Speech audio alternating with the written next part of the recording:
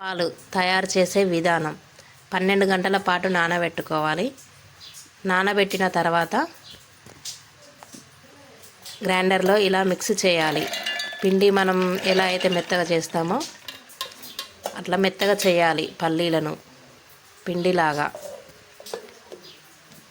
మెత్తగా అయినాక ఇందులో కొన్ని వేడి వాటర్ను మెత్తగా అయ్యాయి.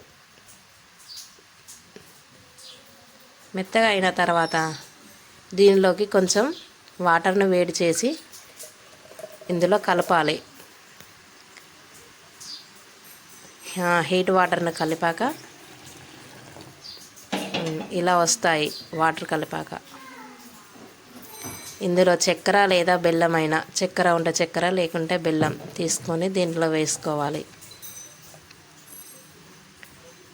చూడండి ఇలా అయ్యాయి పల్లీల పాలు.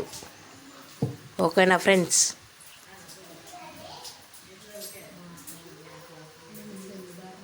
రెడీ అయ్యాయి పాలు. చాలా బాగుంటాయి. ఇలా చేసుకుని తాగితే ఆరోగ్యానికి మంచిది. రోజు పొద్దున లేవగానే ఇలా చేసుకొని తాగాలి.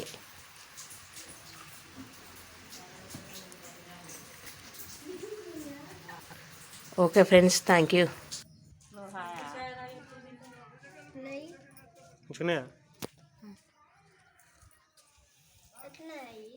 మంచిగా